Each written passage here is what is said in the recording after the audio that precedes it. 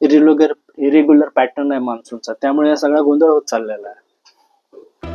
आणि त्यातल्या त्यात आमच्या डोक्यावर बसवले जाणारे हे काही कृषी मंत्री, हे असे किती थोर स्टेटमेंट देतात ती लोक.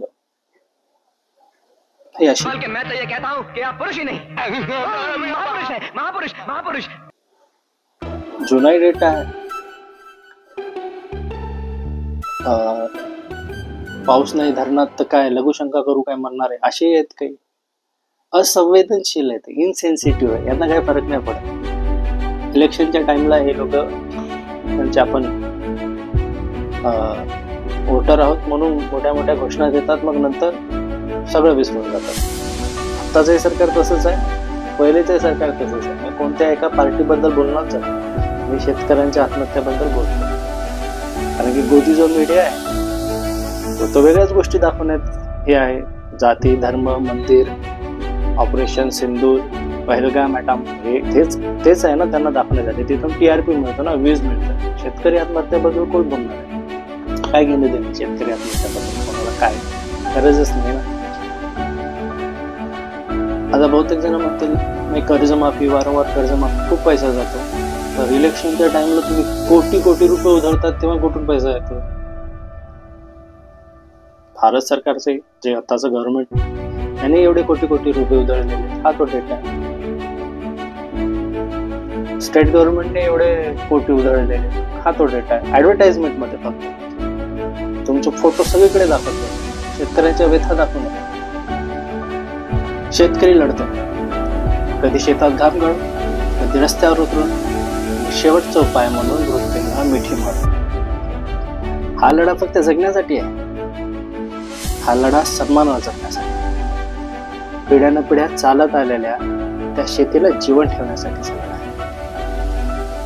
तो शेतकरी जो सगळ्याला जगवतो तो संपत चाललेला आहे. जय जवान जय किसान हे जे स्लोगन आहे ते फक्त भाषणापुरतं मर्यादित आहे. जरी भाषणापुरतं मर्यादित नसतं तर शहीद जवान त्यांना मिळणारं जेवढं फुटेज किंवा त्यांना मिळणारं जेवढं इमोशनल बॅकअप समाजाकडून मिळतो तेवढं शेतकऱ्यांसाठी का नाही? सर्रास शेतकरी आत्महत्या होत आहेत. दिवसभरात 8 आत्महत्या होत आहेत. Average data per day 8 farmer suicide.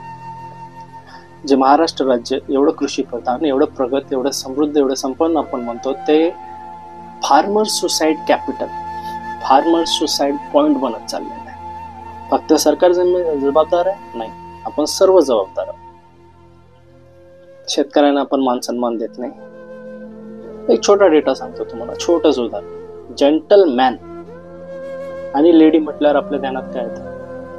Suit boot 3 piece मध्ये असलेला एक माणूस, कॉर्पोरेटवाला, आणि कोणती तरी एक कॉर्पोरेटवाली लेडी, जॉब करणारी, किंवा कोणतं सनदी अधिकारी वगैरे. हेच लोक येतात ना जेंटलमॅन किंवा लेडी म्हटलं. धोतर घातलेला, टोपी घातलेला बाप का वाटत नाही जेंटलमॅन आपल्याला? लुगडा घातलेली माय किंवा साधी सुतीची साडी घातलेली माय लेडी का वाटत नाही? हे डोक्यात घातलं गेलेलं आहे. जे वर्दीत असतात त्यांना आपण मान देतो, पण पांढऱ्या कपड्यात असलेला तो शेतकरी, त्यांना आपण तेवढा सन्मान किंवा मान देत नाही.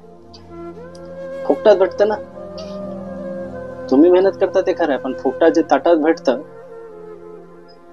त्याच्याबद्दल कोण बोलणार आहे?